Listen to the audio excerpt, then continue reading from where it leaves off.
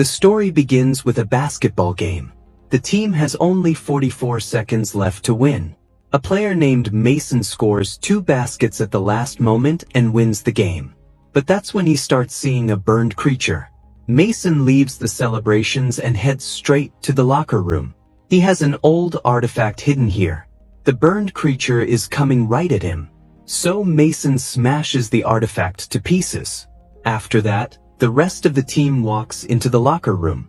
They all praise Mason for his incredible play. Mason heads to take a shower. And right then, the burned creature shows up again.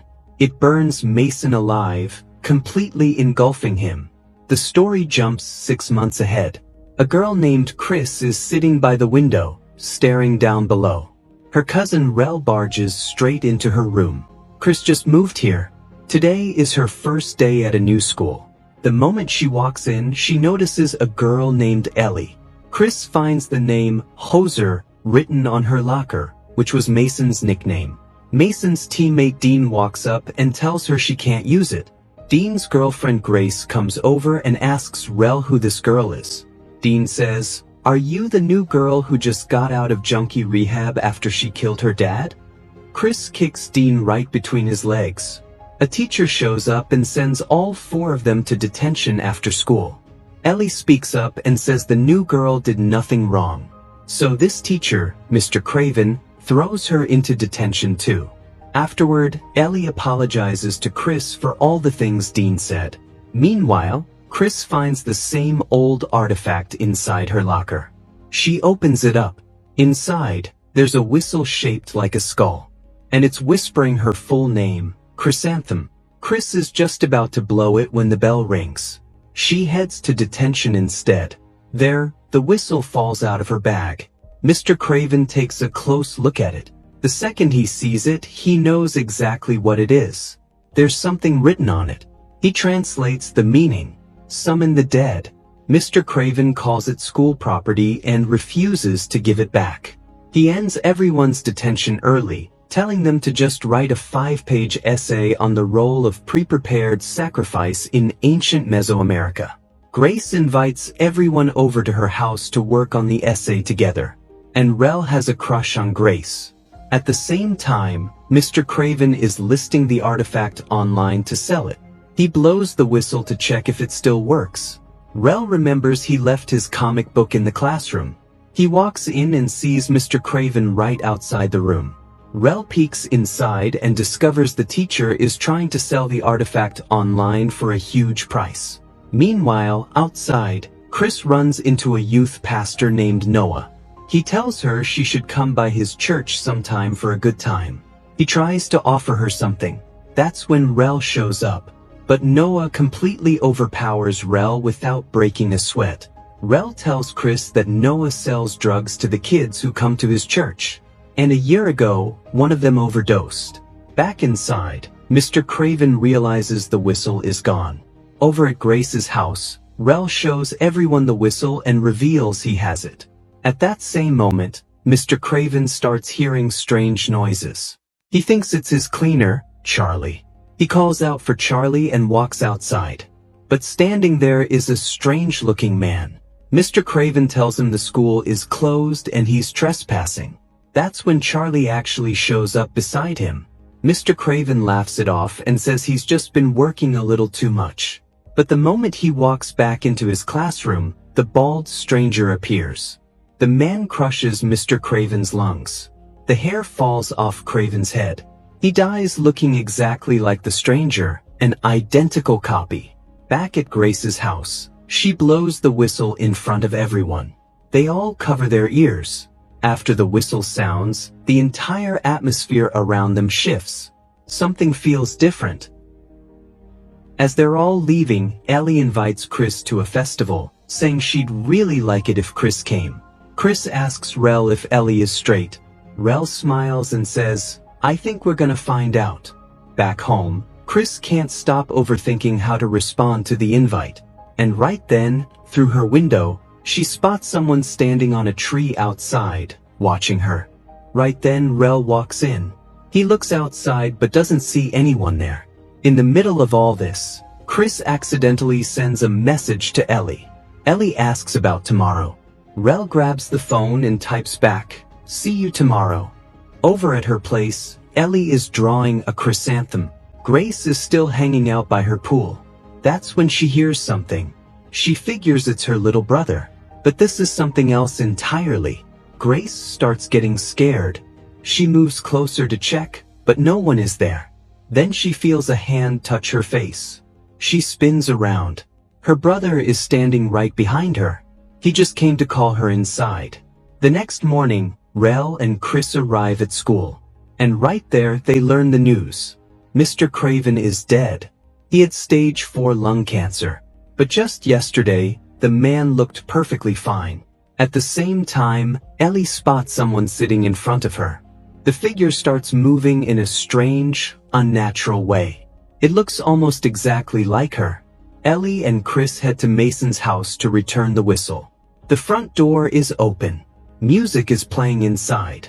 Someone is clearly home. A woman steps forward and says she was born in this house. And she wants to die in this house. But the bank is telling her it's not hers anymore. This woman is Mason's grandmother, Ivy. She's collected things from all over the world. Chris shows her the whistle and says she found it in Mason's locker. Ivy says, "You didn't find it. It found you. Like it found my grandson. Like it found me. And it took my grandson and my daughter." Chris tells her they were told the markings read, "Summon the dead." Ivy shakes her head. The markings actually read, "Summon your death. The day you are born, so is your death. And from that day on, she is searching for you. She will find you at the time you are fated to die. But if you hear the whistle scream, a call from Inchoka guides your death to find you sooner." Death looks exactly like what a person would be in their very last breath. Ivy hands the whistle back to Chris. Ellie says Ivy is on medication and has just lost her family. And as a future doctor, there is no medical science behind anything she's saying. Chris isn't fully convinced either. So they sneak into the hospital to look at Mason's file. Ellie works here. The records reveal that Mason's body was found severely burned. They had to use his dental records just to identify him. Right then a doctor walks in. Ellie and Chris quickly hide. That's when Chris reads a line in Mason's file. The bone structure suggests a man in his late 40s. But Mason was only 17 when he died. It starts clicking into place. Mason would have died from a gas leak when he was older. And Mr. Craven's cancer would have killed him eventually, maybe in another 10 to 15 years. But not last night. And now every single one of them has heard that whistle. They need to warn the others, who are right now at the festival. Rel is dressed up as a character. Grace is dressed like a devil girl. Rel walks up to her and says, "Let me win you a teddy bear." He asks for a shot. But Grace tells him, "You're a sweet guy and a good person. Someday you're gonna make someone way better than me so happy." Dean calls out to Grace. She walks over to him and says, "You have to give me a full 2-minute lead, because I'm getting to that bell and ringing it." Grace heads into a haunted maze. Right behind her, Ellie and Chris arrive at the festival and run straight into Noah. Ellie kicks him between the legs. Noah pulls out a knife on them. Chris snatches the knife and slashes him right across the nose. Inside the haunted maze, Grace is making her way deeper in. Dean is coming up right behind her. But Grace spots an old woman standing in front of her. The woman starts saying Grace's name. The sound of it terrifies her. Grace turns and runs. Chris asks Rel where Grace and the others are. Rel wins a teddy bear and heads into the maze with them. Grace calls Dean and tells him an old woman is chasing her. She keeps saying her name, but Grace has no idea who she is. That's when Grace spots some tools lying in front of her. And the old woman catches up right behind her. The woman crawls toward her. Grace grabs a shovel and swings it hard. But the same hit reflects back onto Grace. Dean can hear all of it through the phone. Grace gets up and sees blood dripping from her forehead. The old woman rises back up too. Grace screams and runs. But her screams are completely swallowed by the noise of the festival. No one can hear her. Dean takes off running to find Grace. She squeezes into a narrow vent-like passage inside the maze. But the old woman follows her in there too. The second the woman touches Grace, her body starts aging. But Grace doesn't give up. She keeps pushing forward. She almost makes it to the bell. But just as she reaches for it, the old woman grabs her and ages her completely. Grace rings the bell. But it's far too late. Dean finds her but refuses to believe this is Grace. Ellie and Chris try to explain everything to him. They tell him it all happened because of the whistle. They've all heard the sound, and it summoned all their deaths. Ellie says she saw hers too, that very morning during assembly. But Dean says he doesn't know anything about any of this. All he knows is that everything started when Chris came into town. Rel steps in and says, "Dean, you dared Grace to blow that whistle. It's your fault she's dead." Dean shoves Rel and says, "People like you don't ever stand a chance." Hearing that, Rel walks away. Dean goes home drunk, and right there in his room, he sees his own death. He flips on the light. No one is there. His father appears at the door and tells him, "You shouldn't be driving and drinking. It'll be the death of you." Rel is sitting outside in the rain. Ellie and Chris are together inside. Chris opens up to Ellie and says, "I overdosed about a year ago. My dad found me and drove me to the hospital. We were half a mile away and a truck hit us. My actions killed my dad, and there's nothing I can do about it. Sometimes I wish it was me." Ellie leans in and kisses her, but outside, Rel sees his own death. He's going to die in a steel mill grinder. The next day, they all go to see Ivy. She's gotten much worse. They ask her if there's any way to stop this. Ivy tells them death is unstoppable, but there is a way to change its course. Give your death someone else's life. When your death is near, mark another person with your blood, and you will be spared. Ellie sees her own death right there. There's a needle in her wrist. And just like that, Ivy dies while telling them all of this. Rel finally has a way to survive. But Ellie says she vetoes any solution that requires murder. Chris says, "I saw my death. I overdosed with a needle in my arm, and I don't ever want to do that again." Rel walks out alone. Meanwhile, Dean is watching the news on his TV.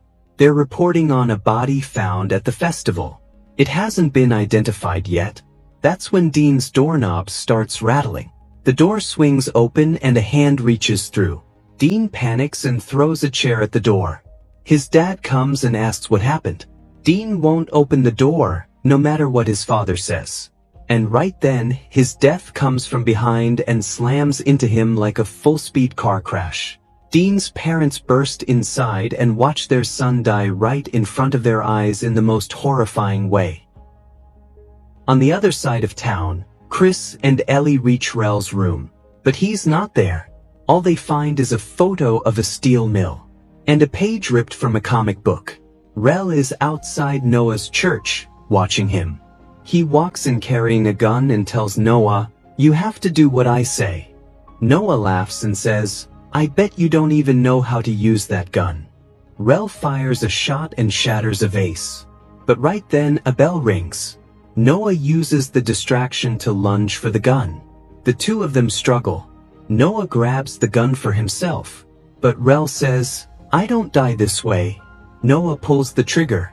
The gun doesn't fire, and Rel knocks him to the ground. The scene shifts to the steel mill. Rel tells Noah, "This is where you're gonna die." He searches Noah's pockets and finds some pills. Noah tells him 1 will make you happy, 2 will make you fly. Rel shoves 3 into Noah's mouth. He takes a cutter and slices his own hand open. He places the whistle right in front of him. Rel moves forward to mark Noah with his blood. But Ellie and Chris rush in and beg him to stop. Rel says, "A murdering scumbag like him gets to live while all of us die?" Rel reaches his hand out, inching closer to Noah. But he doesn't mark him. He stops. He steps back and says, "I guess everyone has to die once." That one line gives Chris an idea. But Rel's death has already arrived. Right there, Rel is shredded into thin air, as if his body got pulled into some invisible metal scrapper. Chris breaks down crying. She looks at Ellie and says, "I am not letting it get you." She says they can't outrun death. They have to die. But that doesn't mean they have to stay dead. Ellie has backup insulin in her car. Chris's plan is to use the insulin to stop their hearts. They head to a closed auto repair center. Ellie grabs her supplies and meets her there. Chris is already starting to see her death. She finds an AED machine inside. They fill a metal container with water and dump ice into it. Ellie prepares the injections. The plan is for both of them to go through with it. But Ellie injects Chris first, telling her, "I need to make sure you live." And right then, Chris realizes her death looks exactly like this. Exactly like what's happening to her right now. Ellie submerges her in the ice water and pulls her back out. She injects her with glucagon. She hits her with the defibrillator. Chris is trapped in a dark place where death has a hold on her. In the real world, she's not waking up. On the other side, Noah regains consciousness. He grabs the gun and heads straight for them. He starts smashing through the shutter door with a hammer. And right then, Ellie starts seeing her own death. Noah almost breaks through. He fires a shot at the charging defibrillator and destroys it. Ellie is hit too. She calls out to Chris. She says her full name. Chrysanthemum. Chris hears it. She remembers Ellie. Chris rips herself free from death's grip and moves toward a light breaking through from above. She comes back to life. The first thing she sees is Ellie's death and Ellie writhing in agony. Noah breaks inside. Calling himself God's child, he's coming to finish them off. But he touches Ellie's blood pooling on the ground. The second he touches it, Ellie's death vanishes. And Noah starts seeing his own death. He fires at it. Every single bullet reflects right back into him. His death reaches him and takes him. Ellie and Chris both survive. The story jumps 3 months ahead. Ellie has completely changed her look. She hasn't been able to forget what happened, but she's still with Chris. And somewhere in that school, the whistle finds its way to another girl. And the cycle begins again. And that's where this story ends. Let us know in the comments what you thought of this explanation. And don't forget to like the video and subscribe to the channel.